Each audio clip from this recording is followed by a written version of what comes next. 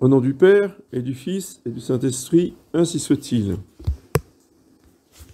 Mes bien chers frères, nous assistons ce dimanche à ce grand événement d'une première communion qui suit un baptême. Et cet événement ne concerne pas seulement Julia, mais toute la chapelle.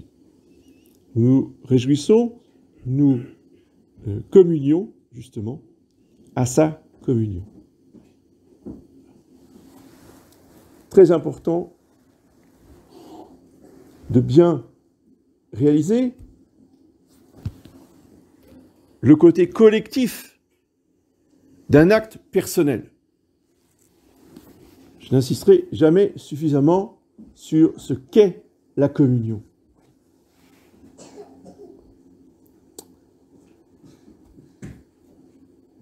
Il y a un mot qu'on appelle mnémotechnique pour se rappeler de toutes les fins du sacrement de l'Eucharistie, et en particulier la Sainte Communion, qui est le mot ardor. Ardor, c'est l'ardeur, c'est la ferveur. La Sainte Communion nous donne le feu sacré qui est dans le Sacré-Cœur de Jésus, et il nous dit dans l'Évangile qu'il n'a qu'un seul désir, c'est que ce feu se répande sur la terre.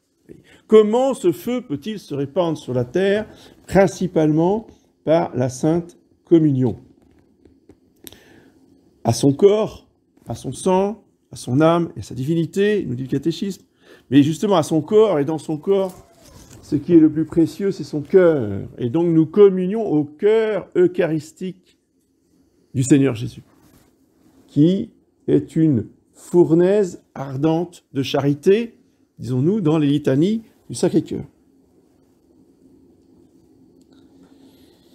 Et donc le premier A du mot ardor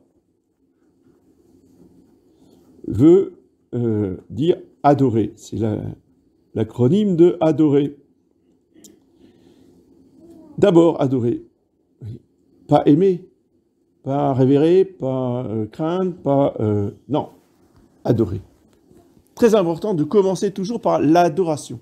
C'est vrai pour toutes les prières, c'est vrai pour toutes les méditations, c'est vrai pour tout ce qui concerne notre relation avec Dieu. On commence pas par arriver devant Dieu et dire « Mon Dieu, je vous demande ceci, je vous demande cela, j'ai besoin de ceci, j'ai besoin de cela. » On se calme. D'abord, on se prosterne. D'abord, on adore, avant de commencer à demander quoi que ce soit. Dieu est Dieu, et Jésus-Christ est la deuxième personne de la Sainte Trinité, donc il est Dieu lui-même. Et l'adoration, qu'est-ce que c'est que l'adoration? C'est la reconnaissance de notre part qu'il est le Tout-Puissant, qu'il est le souverain maître de toutes choses, qu'il a créé le ciel et la terre. Et donc, on se prosterne. Alors, évidemment, on ne se prosterne pas dans la chapelle. Il ne s'agit pas de se mettre tout le monde à plat ventre. Hein. On est d'accord, on n'a jamais vu ça encore. Grâce à Dieu. Mais en esprit, oui. Dans son cœur, oui. On se prosterne devant Dieu. On s'anéantit devant Dieu. Ah, il n'y a que les prêtres et puis les séminaristes qui ont cet honneur de pouvoir s'anéantir devant Dieu, et physiquement dans une chapelle, au moment de l'ordination. L'évêque aussi. Au sacre de l'évêque, il y a de nouveau ce qu'on appelle la prostration pendant la litanie des saints. Donc, on s'allonge par terre en signe d'humilité. C'est qu'on n'est plus rien. Et on s'écrase physiquement devant Dieu. Ça, c'est un acte d'adoration. Et si on ne le fait pas physiquement, bon, déjà on se met à genoux, c'est un acte d'adoration, le fait de se mettre à genoux. C'est vrai que lorsqu'on rentre dans une chapelle, on ne commence pas par s'asseoir. La première chose qu'on fait quand on arrive dans une chapelle, on se met à genoux.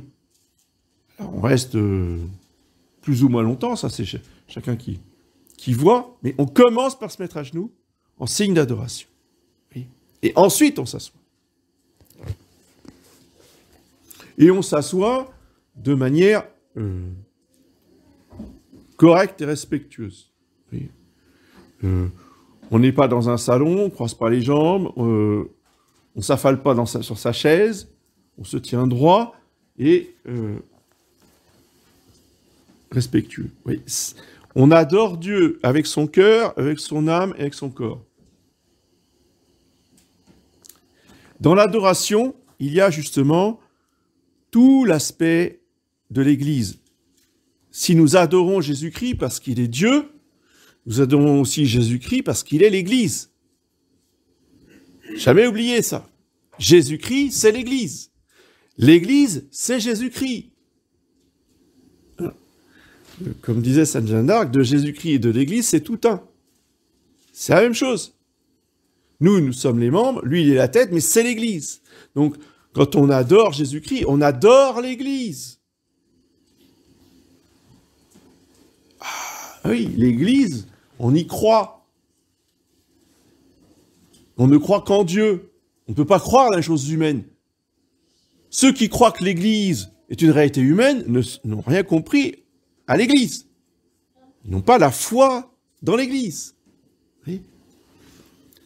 L'Église, depuis 2000 ans sur terre, pas simplement au ciel, sur terre, c'est Jésus-Christ. Allez, on va reprendre une autre définition, on va aller vers Bossuet. C'est Jésus-Christ répandu et communiqué. Donc quand on communie à Jésus-Christ, on communie à toute l'Église. Alors évidemment à tous les membres de la chapelle qui sont là, mais à tous les catholiques qui sont sur la terre. Est-ce que l'Église se contente d'être les catholiques qui sont sur la terre? Non, ça c'est le tiers de l'Église. Ça c'est l'Église militante. Mais l'Église, c'est aussi l'Église souffrante que nous honorons spécialement pendant tout le mois de novembre. Les âmes du purgatoire, c'est la partie souffrante de l'Église. Donc, Jésus-Christ est au purgatoire. Ah ben, si Jésus-Christ c'est l'Église, si l'Église est souffrante au purgatoire, Jésus-Christ est au purgatoire. Et la troisième partie de l'Église, c'est le ciel. C'est l'Église triomphante. Ce sont tous les saints qui sont arrivés dans l'éternité bienheureuse auquel nous communions aussi. Donc, dans ce premier A d'adorer, il faut bien prendre conscience que quand le prêtre va donner l'hostie, même si elle est coupée en deux, quand il oublie, comme c'était le cas à 8h30, bref, peu importe. Mais justement, là, c'est un acte de foi. De temps en temps, bon Dieu permet ça, pour qu'on fasse un acte de foi. Une demi-hostie, c'est Jésus-Christ tout entier. Un quart d'hostie, c'est Jésus-Christ tout entier. Il est tout entier dans chacune des parcelles d'hostie. Mais quand le prêtre donne une hostie, qui est le corps, le sang, l'âme et la divinité de Jésus-Christ, il donne aussi l'Église. Ce qui fait que l'Église vient dans mon âme. C'est ça que ça veut dire.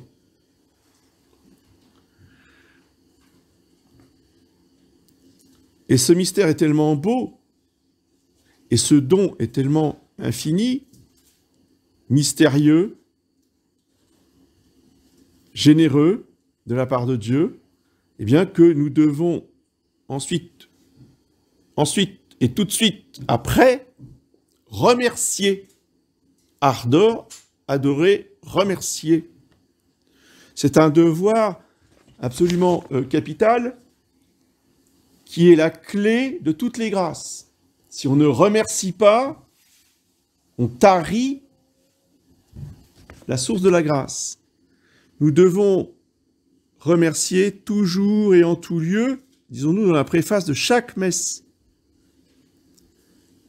Mais en particulier, évidemment, au moment où l'on reçoit cette sainte Eucharistie, qui est le don de Dieu qui se donne lui-même. Alors quelle est la meilleure façon de remercier? C'est de se donner soi-même. Et qu'est-ce qu'il y a de plus précieux dans soi-même? C'est notre cœur. Donc, la communion, c'est un don mutuel entre notre cœur et le Sacré-Cœur de Jésus. Et ce don mutuel, il s'opère où? Dans un lieu précis, dans le cœur immaculé de Marie. C'est là que se fait l'échange de nos deux cœurs.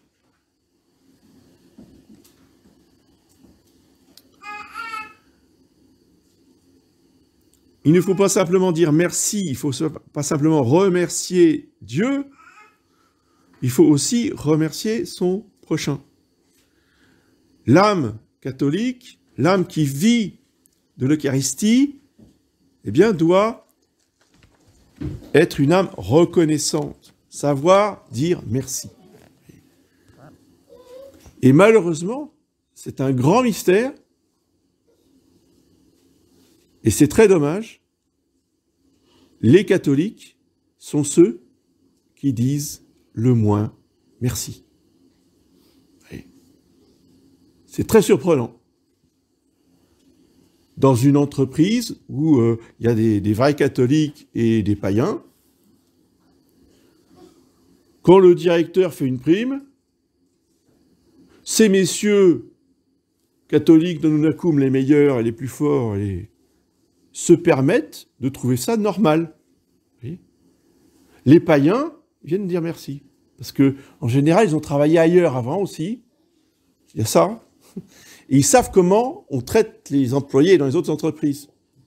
Donc quand le patron est généreux, ils savent dire merci. Ils n'ont pas l'habitude. Mais les catholiques, pour eux, c'est un dû, c'est normal. Voilà. Et c'est vrai dans beaucoup d'autres circonstances. Donc il faut vraiment cultiver et demander cette grâce à Jésus hostie, d'être une âme reconnaissante, pas seulement envers Dieu, mais envers le prochain. Même si le prochain est païen. Peu importe, quelle que soit la personne qui nous fait un cadeau, on doit lui dire merci.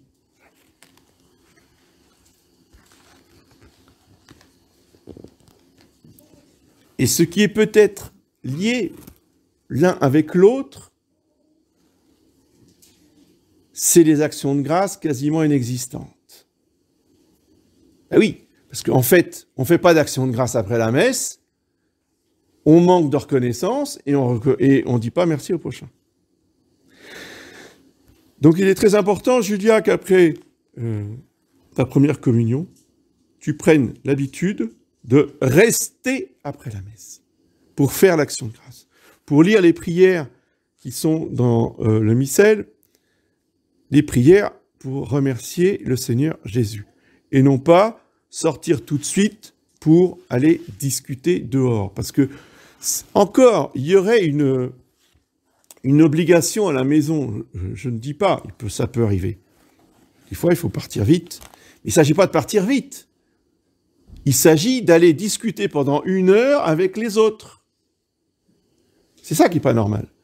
Que les catholiques se permettent de faire des actions de grâce en critiquant, en disant des choses inutiles pendant 1 heure, souvent après la messe, mais l'action de grâce, elle a duré 3 minutes. C'est pas normal. Donc, et après, il y a des conséquences. Et après, on comprend mieux certaines attitudes. Donc, à partir de cette première communion, prendre tout de suite la bonne habitude de bien faire une action de grâce après que le prêtre soit à la sacristie, on reste dans la chapelle pour parler à Jésus. Ensuite, il y a le D de ardeur qui signifie demander et désirer. Il y a 2 aspects déjà. Le désir, c'est avant la communion, la demande, c'est après la communion. Avant de communier, le Seigneur veut qu'on ait un grand désir de le recevoir, un grand désir de recevoir ses grâces, un grand désir de recevoir son amour. Et c'est à la mesure de nos désirs qu'il va remplir notre âme, justement, de sa charité et de ses grâces. D'où l'importance de bien se préparer avant de communier, dans le recueillement, et dans la ferveur. Ensuite, il faut demander les grâces dont nous avons besoin, en particulier d'augmenter notre foi, notre espérance et notre charité, qui sont les 3 vertus théologales qui nous unissent à Dieu directement. Donc, les 3 vertus, et c'est pour ça que dans tous les mystères et livres de prière, dans les prières avant et après la communion, il y a ces 3 vertus, parce que c'est par ces 3 vertus que l'on s'unit à Dieu. Déjà dans la journée, tous les jours, en dehors de la messe, mais a fortiori dans la Sainte Communion, comment est-ce qu'on communie à Jésus-Christ? Eh bien, en posant des actes de foi, d'espérance et de charité.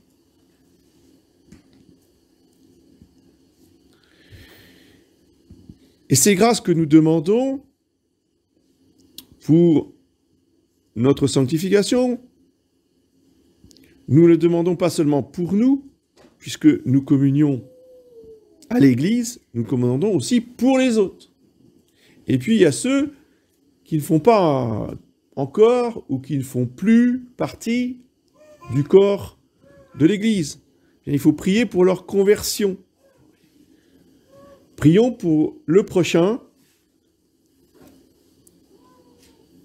quelles que soient les personnes, ça peut être des étrangers, ça peut être des personnes de la famille. Nous avons des personnes pour qui nous devons prier. Et c'est le moment où jamais, quand Jésus est présent dans notre âme, c'est le grand moment de prier pour tout le monde, pour prier pour ces personnes. Après le D, il y a le O de ardor, qui signifie offrir. L'offrande de quoi? Qu'est-ce qu'on offre à Jésus dans la communion?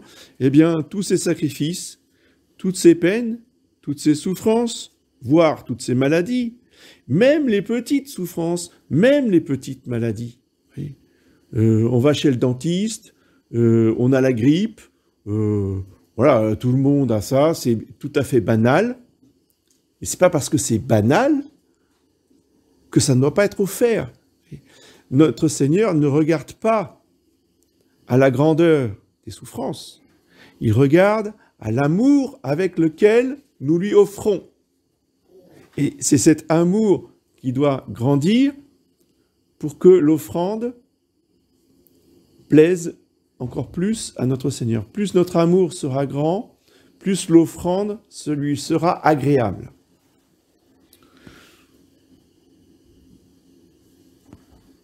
Quel est le moyen pour rendre l'offrande la plus agréable possible? Alors ça, Julia, c'est un principe que je te donne dès maintenant, qu'il faudra garder toute ta vie. Qu'est-ce qui est le plus efficace pour aimer Jésus-Christ? Qu'est-ce qui est le plus efficace pour gagner des grâces? Qu'est-ce qui est le plus efficace pour faire la volonté de Dieu, etc., etc. Toujours chercher ce qui est le plus efficace. Et ici, le plus efficace, c'est de toujours offrir par les mains de la très sainte Vierge Marie, par la médiation du cœur immaculé de Marie. Tout offrir par Marie, qui va faire quoi? De nos sacrifices, de nos peines, de nos souffrances? Eh bien, elle va rajouter ses propres mérites à elle. Ce qui fait que, entre des sacrifices offerts directement à Jésus et les mêmes sacrifices, exactement les mêmes, offerts par les mains de la Sainte Vierge, eh bien, on gagne des milliers et des milliers de mérites supplémentaires quand on passe par les mains de la Sainte Vierge. C'est ça qui est le plus efficace. Et c'est ça qu'il faut faire à chaque communion.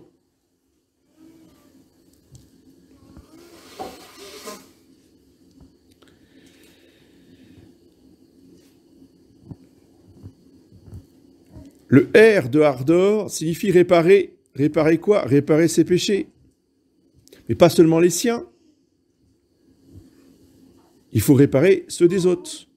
Pensez offrir cette communion qu'on vient de recevoir, cette présence de Jésus dans notre cœur, à l'offrir toujours par les mains de Marie pour réparer nos péchés et les péchés de ceux qu'on aime, afin d'être un instrument de paix. Voilà. Et bien sûr, tout cela, par la médiation de Marie, je l'ai dit, tout à l'heure, j'ai parlé du lieu de la communion, c'est le cœur immaculé de Marie. Alors maintenant, je vais rajouter que dans notre action de grâce, il faut s'unir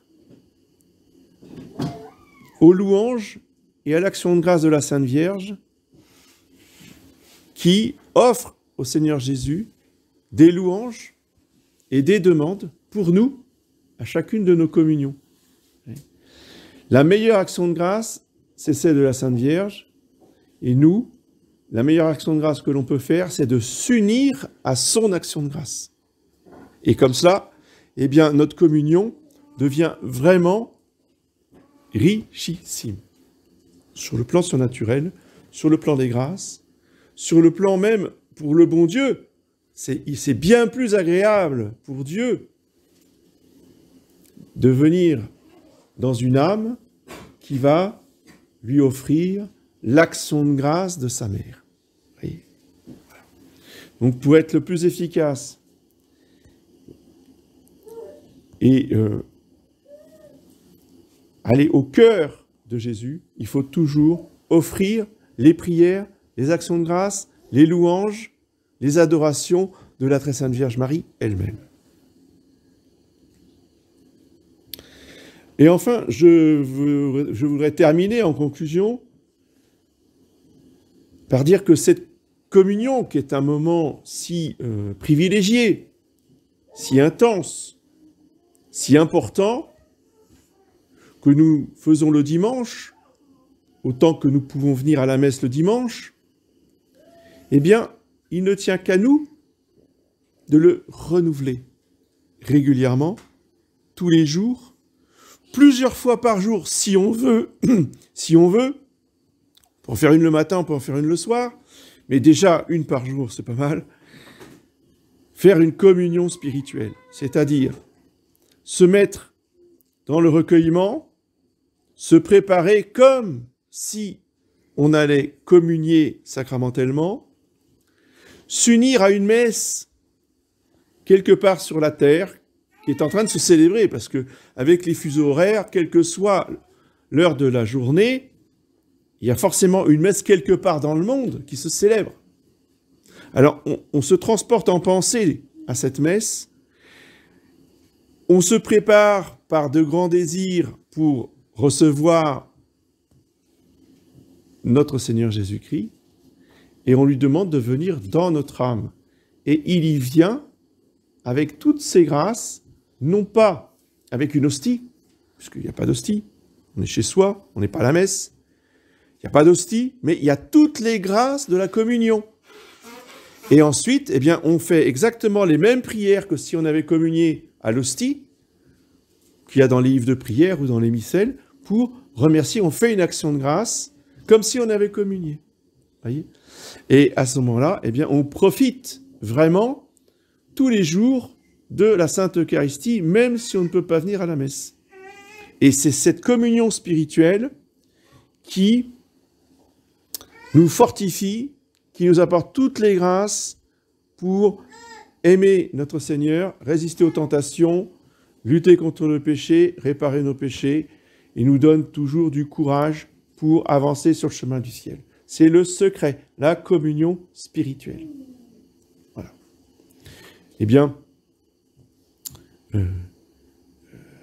Je vais mettre au moment de l'offertoire, où je vais offrir justement l'hostie et le calice, je mettrai la feuille de tes sacrifices sous le corporal pour que tout cela soit offert en union avec la Sainte Vierge, par les mains de la Sainte Vierge Marie.